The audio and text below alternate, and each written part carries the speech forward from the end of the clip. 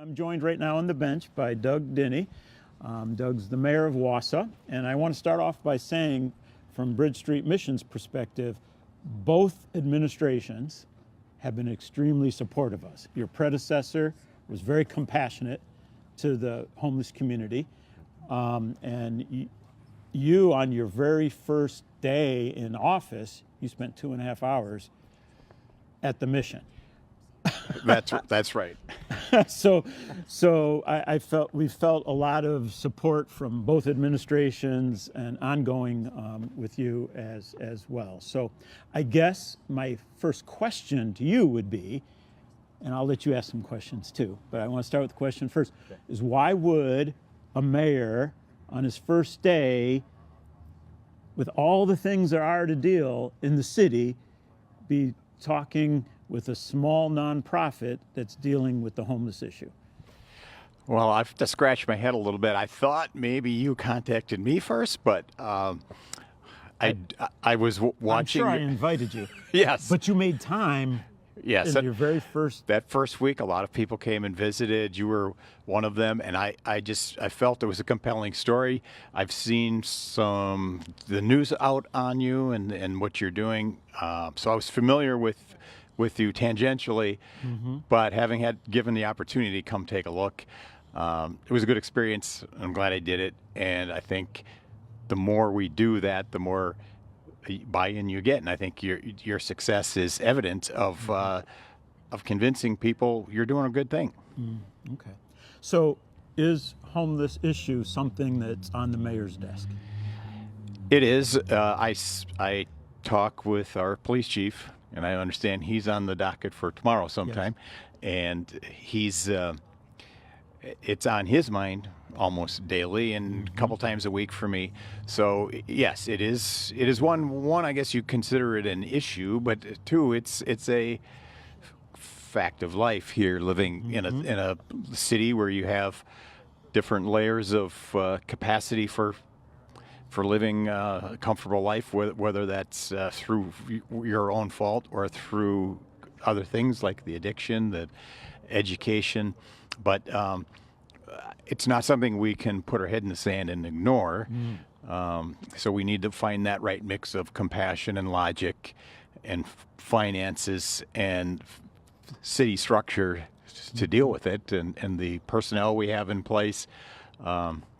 By the way, you picked a great little spot for this here tonight. I was just looking around. This is just a beautiful courtyard. So thanks to the Episcopal Church here. Yeah, they've been very great. So I guess, and I think I've shared with you before that I come from cities that are a little larger: Cleveland, Philadelphia, New York. And in those communities, obviously they have people in need, they have homeless, but they're often viewed as a problem to solve, not as people to serve. And I've gotten in my 5 years in Wausau, I've gotten a very different feel from the police department especially, but also from the the council and the mayor's office and the city staff, is that they actually see the people who are struggling with homelessness not as a problem to solve, but as people to serve.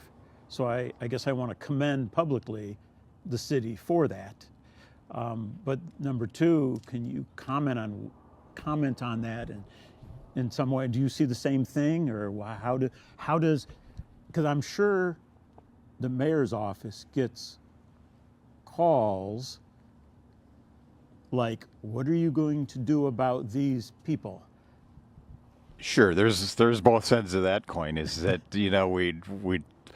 what are you going to do, because they're here and we don't want them here, and that's some of the component of the calls you get.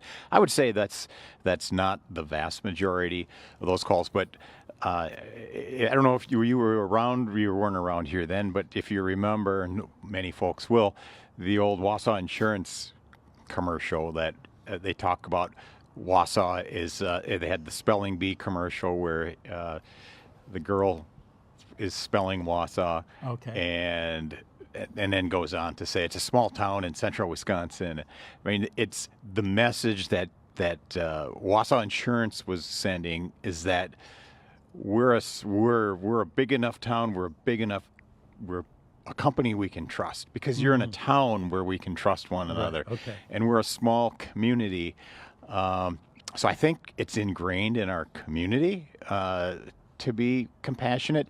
I mean, you walk around downtown here, and we have the foundation of our community is built around churches. And at one time, you had the Irish church, the St. Mary's. You had the Polish church up at St. Michael's, and I don't know all of the denominations, but you had Catholic churches within blocks of each other to serve their immigrants that were coming in from their respective places. This I believe we're sitting on the grounds of the oldest Yes. church in the city, and that was a foundation to all things that community that you didn't have the cell phone, the internet. I couldn't text you from Texas and say, hey, how about those Packers? Yeah. So we had to communicate and commune or gather in places like churches and taverns and local squares. So I think it's who we are. Okay. Yeah. Excellent. So if you would do a little mini state of the city in regards to homelessness and sum it up for people who might be listening and watching, what would you say? What would be that State of the Union or State of the City address regarding homelessness? Well, I would say we took a situation not too many years ago that was dire because we didn't have a lot of resources, and we had some limited resources in the winter months, and then we built on this notion that a person is more productive who gets a good night's sleep, whether it's winter or summer, rather than sleeping on a bench or sleeping on the ground. You can now potentially get and hold a job because you are in a place where you're getting a good night's sleep, and sleep is very important. You're gonna have an alarm clock there. You get up and you get a job, and that puts you just one step closer to a pathway that you put people on to get out of homeless. Because I think, we've talked about this functional zero concept where you will always, I mean, when I was a kid, you knew some of the guys downtown who would be hanging out. It's part of the fabric, but Can I step there yes. 1 second? I want, if you can help define functional zero. The reason I did it, because Ben Lee was invited, but because of the transitions there, he's too busy to come. Okay. So I was going to ask him this question. And so if you're able to do it, so what do we mean functional zero? So functional zero, and this is my definition. Okay. But let's say we've got a population of 50,000, and we know out of that population we typically will have a percentage of people in that down on your luck find themselves in a homeless situation. And if we can manage around that number, where we're putting people on a pathway out as fast or faster than we have people dropping back in. So then when you build facilities to do that, you're right. You're in processing them. You're putting them on a path, and you're not just perpetuating it. Because when you perpetuate it, then the only option is to grow the population, and you're not helping anyone. Yeah, so I thank you for doing that. That's a very important concept that I think we miss out on a little bit, because it's not enough, although we have to start there, it's not enough just to care for people who are experiencing homelessness. Because if all we do is care for them, new people enter, the population grows. Right. So the national trend is that if you don't have a pathway out, every 5 years that population doubles. So this functional zero concept is really important. And this is what we're at the mission we're passionate about. We want to start in relationship with people by feeding and sheltering and caring. But our heart is really to move people out. Now that takes a lot of time and hard work. Hard work for the person who's experiencing homelessness, hard work for the people who are trying to help the person out of homelessness. But that is key, that functional zero is key, because there's always going to be people entering. You know, and you're familiar with the word Alice. Are you able Yes. to define that since Ben can't be here? If not, I could probably try it off. It's an income term Yeah. for So asset limited, income constrained, but employed. Asset limited, income constrained, employed. So you're working for minimum wage and you have 3 kids at home and you can't make ends meet. Right, so that's Alice. And so for the city of Wausau, that Alice number is 45%. All right, and so so at some point, some of those people might fall into crisis. Hopefully they won't. And I know United Way has some programs to help prevent that, and they're working really hard at helping people thrive. But at some point, some of those people are going to enter a housing crisis. So yes, you're absolutely right. That functional zero is we got to work hard at pathways for people out of homelessness, because others will enter. That's just reality. It's never going to be a day that you walk into Wausau and you have 0 homeless people. That's a pipe dream. 100%. I would agree, and we have to realize that though we are maybe powerless to make it 0, we are not powerless to help and make a difference. If you can help and make a difference, you're moving along. Well, thank you for doing that. I was going to put that on Ben Lee, but you did a good job. Part of that is that we both serve together in a housing task force, which has been a great initiative in this town. I don't know if you want to comment on housing task force. So the United Way Housing Task Force. Yeah. Sure, and that brings together organizations. So sometimes organizations are siloed.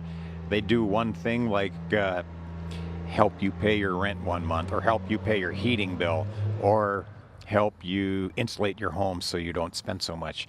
And that task force puts all of those people and people like you in the same room. Women's community, I think, is there, and you have similar goals and objectives, and you can crosstalk and you can come up with ideas. And I think they've come up with several good actionable ideas. Doesn't always seem like it's intuitive because everybody has their own lane, but I think there's enough synergy in one direction we can leverage it. And I attended for a while, and we ended up having 3 city people on staff there. So we've been trading off. I think Tracy's normally there for the city. Yes. Actually, Tracy's role came out of. That's one of the success stories. Sure. And the community on-call initiative that we did last year came out of Housing Task Force, and this year they're really focused on 3 things. I had missed like 3 meetings in a row because I just kept having conflicts, but I made the last meeting. All right, so they're focused on strategic advocacy. They're focused on pathways, getting people on pathways back home, and then they're focused on this community navigation piece, where those people who are case managing people are kind of connected. And so those are their 3 main emphases. So strategic outreach, pathways home, and navigation. Strategic advocacy. Okay. The pathways home. Pathways and navigation community of navigation, which is all like of those. case management. Right. Yes, Okay. Those are the 3 things that they're working on now. So that's kind of neat. So all right. So I've kind of pushed my questions to you. What do you want to talk about is when it comes to the issues of homelessness, addiction, and Well, I would like to just share one thing, and I mean, this is something you gave me, but Oh, yes. this is one of, actually, this might have been the first groundbreaking I ever did as a Oh, mayor. yes. And So I'm going to point this up this Yep. way, just for this people could see. And I'm not sure if I have anyone who can zoom in on that. So I'm going to actually bring it up to a little closer to it there. So that's a picture at the mayor at the groundbreaking with us. so that was the groundbreaking, and That's you was in the it? middle. Oh, and that was who is that? That's Pat Schneider, yeah, Pat you, Schneider, and me. Yes. Okay. So that just a couple of weeks ago, you did the actual ribbon cutting for Yes. this project that Yes. we broke ground with. Yes. So that these kind of community things, I mean, they're worth celebrating, and then they're worth reflecting on and saying, look where you were then, and now look where you are, and look where you're going. Yes. Yes. Almost a year. It was right about a year, right? Yeah, so that was the last September. So yeah, so for those of you that may be joining us that aren't familiar, the mission has, for the last 2 years, have been on something that's called the On Track campaign. We got that name because we actually have railroads tracks right up against our building. Our Chamber of Commerce is sitting in a former railroad station. And so in our minds, that represents people who are participating in our economy. All right, but there's people who aren't. And our goal is to be a temporary stop that puts people back on track so they can participate fully in our community. So that's where we got the name On Track. But we spent the last couple of years with it was a $5 million campaign, and we're at 103% now. We went up 1%. Wow, Since congratulations. last week. So the community has stepped up to help. Now that's allowing us to move to that beautiful large outreach center that you saw, and it's allowed us to move forward with the construction of the women's center that is upstairs. So we're excited about that. And then thanks to our conversations with the city and documents that you and I signed, we're going to have to do more than just those things. We're going to also be doing an emergency shelter on site. So that's the next big project. Well, that's, I feel, looking back about that was the end of last year when Matt and I talked about what are we going to do when we lose our other shelter, and when we thought, well, maybe we can, Matt's idea, we can do it ourselves. Matt's pretty confident, and he's competent, and he thought he could do it, and he did. And then we actually underestimated how much effort it gets put into that. So I think originally we thought, well, if we put out an RFP, we'll have something by 3-4 months and we'll be good to go. Well, we learned from that there's a lot more, and by running our own shelter here for a period of time, we've learned an awful lot about what you're doing that we would have not known. I mean, wouldn't have ever known if we wouldn't have experienced it ourselves. From from staffing to volunteers to special needs, and we've had different cot issues. But one of the nice things that we were able to accomplish is we were able to find a building where we were able to separate the men from the women. And believe it or not, in past iterations that wasn't available. We had one room, and you need those kind of things just for the basic dignity that everyone deserves. So I think, well, maybe I'll ask you then. Did I answer your question? I'm not sure. Yep. Obviously, you're seeing progress. You've opened the door. You've ribbon cut.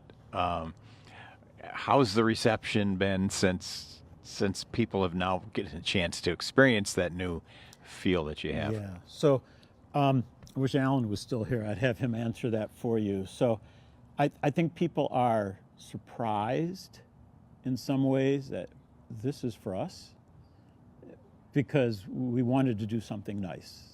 So when you walked in, you feel safe. You walked in, you feel cared for.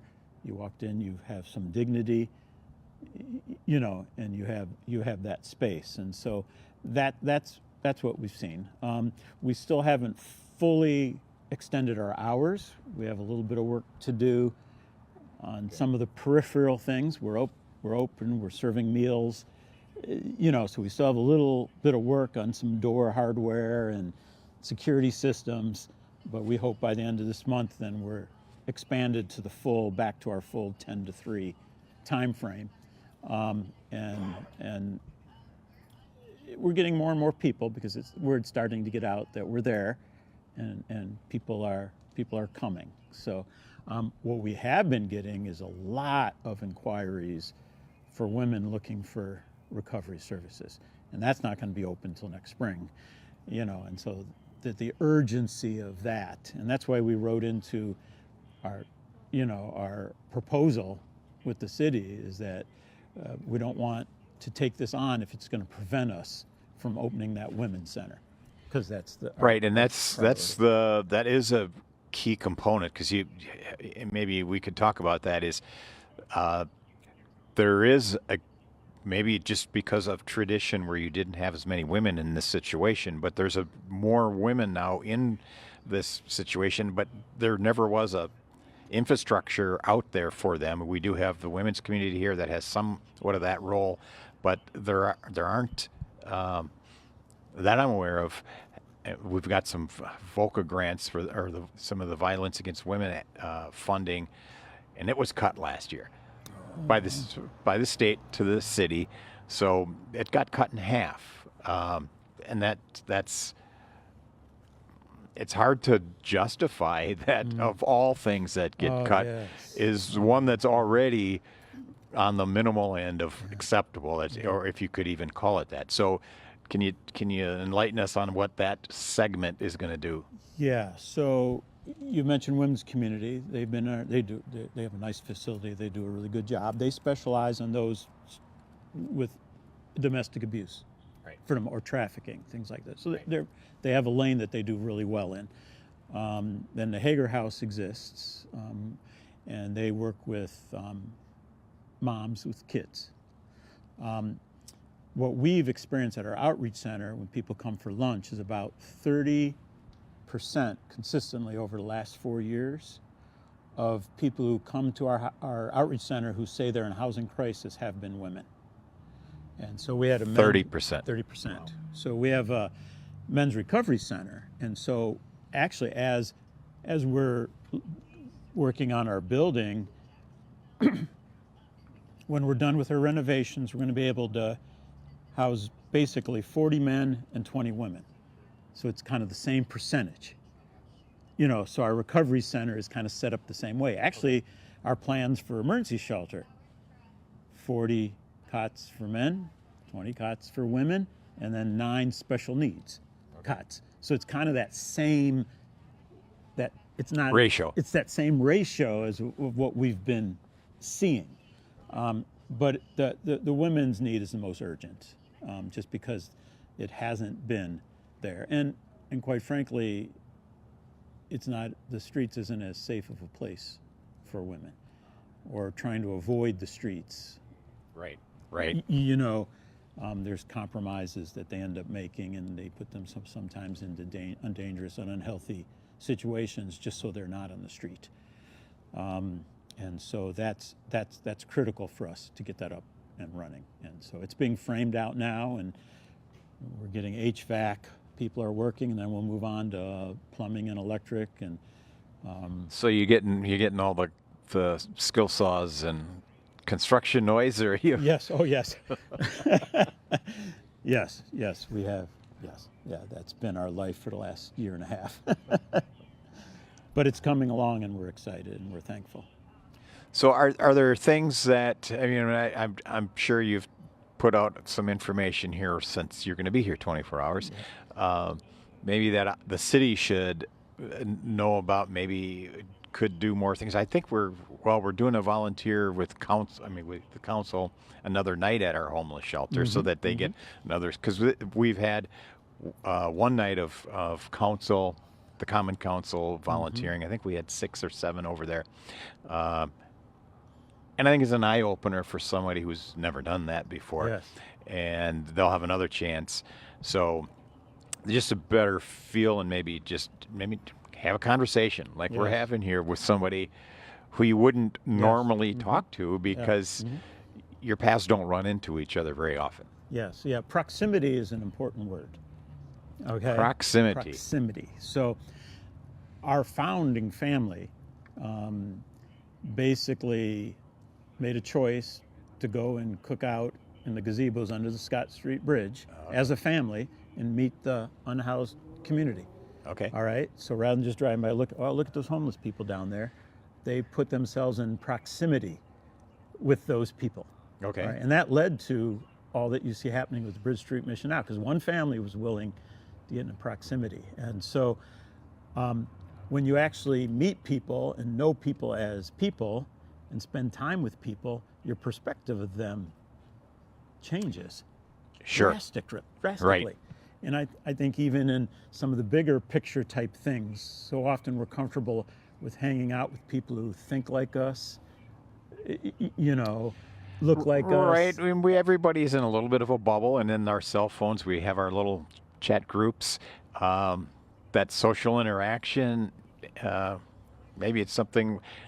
My phone tells me every week how many hours on the phone I was, and I've been trying to get that number down because I realize if I'm on the phone 2 hours a day scrolling, that's 2 hours I can't be with another human, that I can't be learning from someone else in a more human contact kind of way.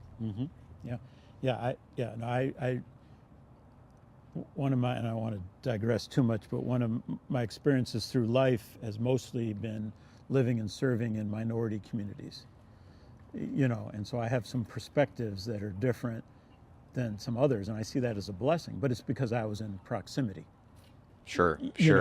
And my experiences are with people that maybe look, feel, think, have different backgrounds from me, and I can appreciate them and understand that because I spent time in their communities, in their communities, and right.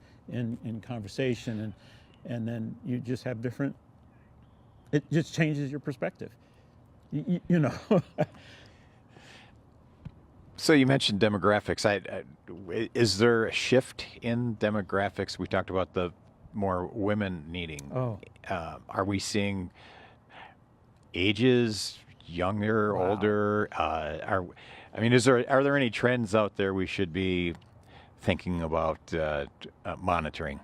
Well, I will say one of my earlier conversations on the bench was a 17-year-old in homelessness. Homelessness. Okay. And right now, cats used to exist. They don't exist currently. Right. And right now at the mission, I'd have to say, no, I can't take you at Bridge Street Mission. You need to be 18. Yeah. Okay. Yeah, adults, because with minors. So I feel like that's a gap. Now, I think our people that we serve at the mission are trending younger. You're getting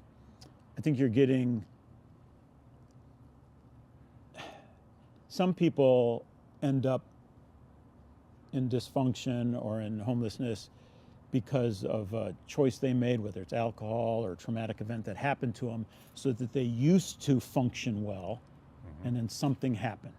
All right, so there's still a lot of people that happens. Now we're trying to get them back on path. But with the younger generation, often you're seeing people, because their parents did not function well, they've never known health. And so when those people come to us at night, well, we're going to get you back on healthy living. Well, they don't even know what healthy living looks like. Right. So that's the trend that I've seen more. We get some more younger folks who've never had a functional, as we would define functional experience. Right. So I went to a St. Vincent de Paul fundraiser, and they had their Getting Ahead program. Oh yes, great program. Great program, and I've been to a couple of their graduations, and they had 3 of the graduates speak, and one of the common denominators, there was one who had a later in life crisis that caused that, but they all, common denominator came from homes that weren't functional, and they didn't get fed in the morning when they went to school. They might have gotten beaten by somebody in their family. They didn't come home and have mom reading the golden books and the playing catch with dad in the backyard, that Right. kind of thing. So there is a trend there, I think, that if you don't ever experience it, how would you know Right. Yeah. the other side of Right. Yeah. So- where a lot of us grew up in Mayberry or wherever we grew up in? Well, that's the demographic shift that I've seen. It's Okay. just more younger folks. It's hard. It's harder to keep the younger folks engaged. You know, they'll come in the program and then they'll get restless and they'll want to leave. You know, so it's harder to Okay. keep them engaged.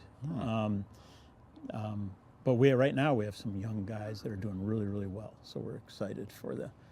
So earlier on the bench, I had 3 guys that came in that shared their stories, and very excited for them. And we anticipate them walking in a cap and gown, getting their diploma soon, and then going out and back into the workforce and into their own housing. So Well, it was good to see your graduation at your ribbon cutting the other day, and you had men who could stand up and confidently speak to the audience. I mean, and might have been the biggest audience they've ever had a chance to speak in. And I'm not a good public speaker, and I do it quite frequently. But for somebody in that space, it's great to see them have that confidence, because part of it is confidence in yourself, knowing you can do it. So You're gonna kick me out? You're gonna kick me out? No, I don't have to. I want somewhat informal here. I've learned to be so, and I can't see really good because of the dark. So, is it Christy gone and Raina's in charge now? Christy's still here. Oh, okay. So, do I have anybody up next? We can talk more. I just don't want to make somebody wait if they have an appointment. We're checking. Okay. How are you doing? You get warmth? Yeah, I'm going to be fine. I have a cheat sheet. I have everything I need. Okay. So we're good. Oh yeah. So there's no rush, Doug. So wonderful. So that I have enough supplies and I'm going to make it. Okay. you need some hand warmers. I got a few in my truck. I'll run coffee or. I actually have some of those. I have, and I'm well taken care of. I've got a team that's kind of surrounding me, making sure that I'm safe and in good shape. So. Hey, and you're also fortunate. We've had what are we, 9th of October. Yeah. The weather's been great. I think they need to cut the grass here yet. Yes, isn't that something? Yes. So, yeah, I did what. Of course, I was a little bit. Go figure. It would be 80 on Sunday, and and then it got cold when I decided to do this. But yeah, there's actually the first time they did this, they did it in January.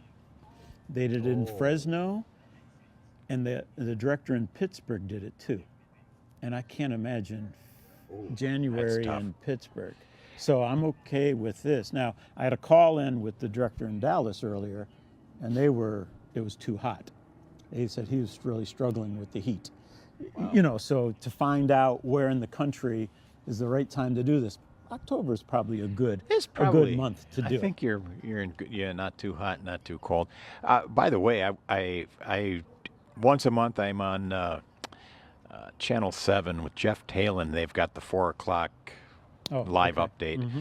So I'm in studio there for like 3 minutes. Today it was 3 minutes 35 for some reason. They were fast on the news side, and I had an extra 35 seconds to use, and it was a tough call. But one of the things I wanted to highlight is that I was going to be sitting here and conversation on the bench with you, and then right after my piece, they actually highlighted, and they were here earlier today, Yes, Channel 7. yes. And, so that was good publicity for a good cause. Yes, yeah. So yeah, both TV stations have made an appearance here. So we're grateful. We're grateful for that. So what kind of guests do you have here? So I gave Christy a list of about 70 contacts. Okay. And it was kind of a balance of staff and volunteers, alumni of our program, people currently experiencing homelessness, but then also a lot of the organizations that are part of the solution. So like Northern Valley Industries was here, Community Partners Campus was here. Right before you was James Tordenson from the shelter. And so we've had numerous conversations from other groups like that. And then we've had a few walk-ups, but for the most part, there have been people that pretty much there have been conversations that I've had with people, but they've just been private conversations. And so we're just taking those conversations and pretty much making them public. Okay. So you've had an opportunity. You've been here a number of years. It's like we talked about earlier. It's a small community. You probably know just about everybody in this business as a network if they're somehow connected to service to the community. How does let me ask that. How do we compare to other cities you've seen? Are we on the right path? Are we? Yeah. So I've been very. If that's a fair comparison, I don't know. Yeah. So I've been. There's a good sense of collaboration in the community, and I shared when I was talking with Community Partners Campus, she used the word collaboration a lot, and we tend to not collaborate enough because collaboration is hard, and collaboration can be messy. Because to truly collaborate, I might have to give a little bit of my uniqueness up, and put up with a little bit because not everyone has the same approach. There's a spectrum of how people approach the homeless issue. You have folks, and I've invited them all to the table, but you have folks that they think, all right, the only thing we need to do, or the most important thing, we need to advocate for the homeless. We need to make sure they're safe, and that they're cared for and they can survive. All right, but then you go down the spectrum, go to the other end of the spectrum, and we're farther to the other end of the spectrum where we're not content just to help them survive. We want to see them move out of homelessness, and that, not that no one doesn't want to see them move out, but that's where we want to put our resources, Right. into that. And so that's a wide range, And So you have your Housing First folks in there, and I don't know if that's a point of contention these days or not. Oh, yeah. Well, yeah, that is that's a different place on the spectrum, in some sense. And Housing First actually can be very effective, I believe, for a certain segment of the homeless population. So, for instance, if you fall out of Alice Right. for an episode, You lost your job, your house burned down, you got a divorce. but your life has been functioning for the most part, right. Housing First works great for you. All right? And Mr. Marbit, who was in town, would say that's about 8% of the population. 8? 8%. Okay. But Housing First isn't the solution for someone maybe who's been chronically homeless for a long period of time. They need treatment of some kind. Right. Whether it's mental health treatment or addiction treatment or healing from trauma or whatever it is, they need that. Housing First doesn't work for that because the bottom line problem wasn't the housing. The bottom line was that disaffiliation, that dysfunction. All right, so you need different programming there. So when you're collaborating with people might be different ends of that spectrum or various. And so to collaborate, you kind of have to... You have to know when it's in your wheelhouse or not. but and you have to be willing to trust someone else to take that portion that maybe you're not as right, good at. Yeah, and you may disagree. I mean, we're a faith-based organization. Some people like that. Other people think that's the worst thing in the world. So collaboration, but it's a value of ours. As a Christian organization, we want to see the city thrive and flourish. And we want to help with that in any way that we can. All right? That's part of our Christian belief, is that God wants us to do what we can to help our city thrive and do well. All right, that goes back to characters in the Bible like Joseph and Daniel, who were put into very hostile environments, and yet they worked hard, to have those communities thrive. All right, so how much more shouldn't we, for a place like Wausau, want them to survive? Like that. And in the end, that honors God if you're able to successfully, to do that. But that can be bumpy in collaboration. If someone says, we want you to do everything, and I've had people tell me, we want you to do everything that you're doing, just take the Jesus piece out of it. And then you'd be perfect. It'd be great. We'd love, we'd love how it goes. And, No deal. yeah, but we can't do that. Right. But we have to be mature enough and humble enough, to either accept it or find a way to. To work with Right. those, because you know what, they're helpful. They're helping people. Right. I don't want to attack them for helping people. They're helping people. If we can be a part of helping them help people, that's kind of collaboration. So I'm just saying collaboration can be difficult and messy.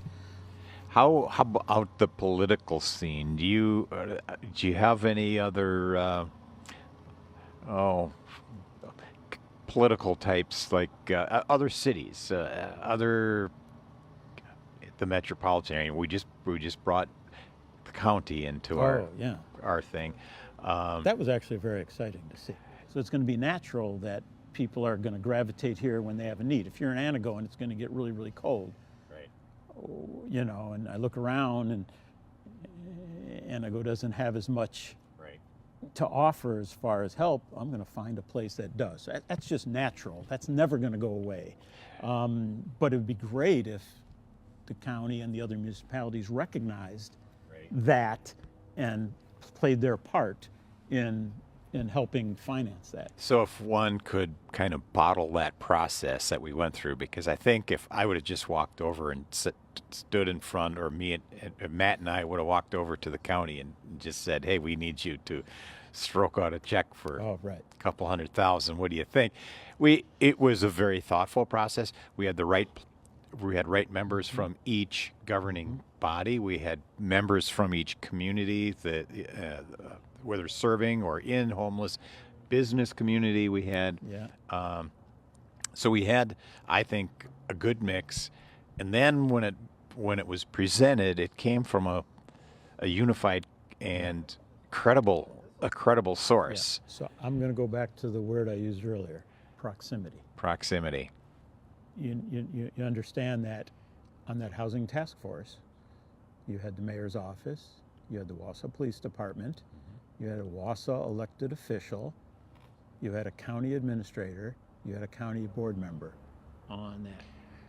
All right? Right. Talking around the issues and learning, understanding, knowing each other. And it changes your perspective. When you really understand, and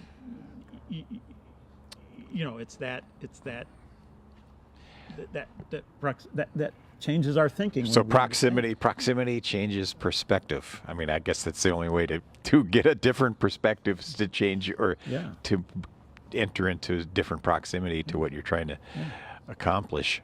So I look back at that. It's probably, I was just one little part of it, but I'll put that in my checklist of accomplishments one day when I look back, because I do consider it a big accomplishment for the city and the council, because they weren't always unified in the past on what to do and how to do it.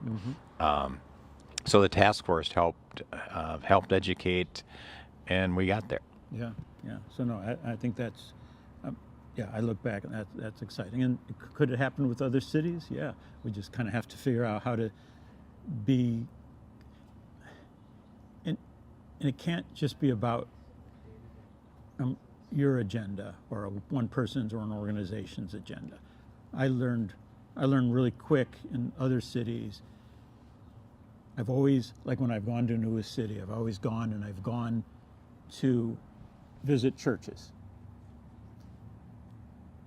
Not to speak, just to visit the church. And sometimes I'll show up oh, you're director. Oh, I'm sorry, we could have had you say something. I wasn't here to say something. I was here to experience your church. You know, if you someday you want me to come speak, I'd be happy to. I love talking about the mission. You know, but just to know those people, to be interested in what's important to them. You know, so if Wausau approaches another city and they're interested in helping Rothschild, helping Schofield, helping Weston accomplish their goals, they're going to be open to that. But if it's just all about accomplishing Wausau's goals, that you know, so yeah, I'm probably speaking way out of my league here. But you asked the No, question. you know, asked the right, question. I did, and I go to a lot of events and I talk to a lot of the area. I mean, it's cooperation, collaboration.